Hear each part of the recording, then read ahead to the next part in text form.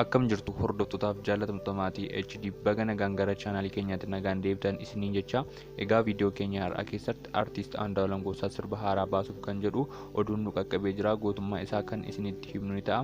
Akkasumas oduu gaddisiisaa Mansuur Jamaan waliin wal qabatu isiniif himnee jirra. Hamma dhumaatti nu hordofaa. Warreen chaanaalii keenyaaf haaraa ta'an subscribe gochuun viidiyoo kana immoo like gochuun akka jalqabdan kabajan sin gaafadha. Galatooma.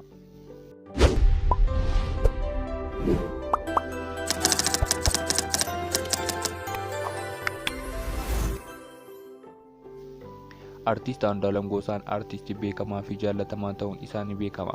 Yeroo garaagaraatti sirba baay'ee namatti tolu baasuun uummata isaa kan boonsaa jiru yoo ta'u, ammas artiistiin kun sirba haaraa yooyyaa jedhuun as ba'ee jira. Egaa sirbi isaa Vision Entertainment irratti gadhiifamu YouTube Vision Entertainment irratti nu eegaa jechuun dubbatanii jiru. Egaa artiistiin kun sirbi inni baasu uummataa fi addunyaa irratti dhageettii guddaa kan qabudha.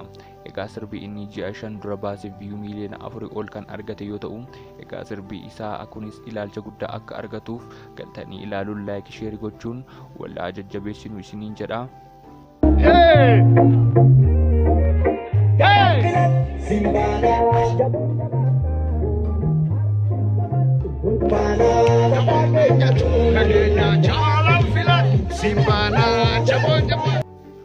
Egaa oduu gaddaa Mansuur Jamaalitti yeroo dabarru dureessi beekamaa Itoophiyaa Mansuur Jamaal qabeenya isaa akka jalaa dhumaa jiru namoonni garaagaraa dubbachaa jiru. Egaa Mansuur Jamaal dhalootaan Oromoo yoo ta'u, biyya isaa keessatti hojjechuun dargaggeessa qabeenya guddaa qabu jechuun ni beekama.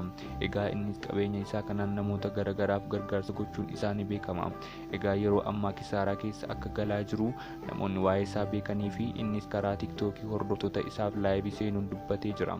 Egaa viidiyoo keenya har'aa kana fakkaata. Warreen jaallatan like subscribe gochuun chaanaalii kana guddisaa isiniin jedha. Amma viidiyoo biraa wal itti deebinutti nagaan nuuf tura.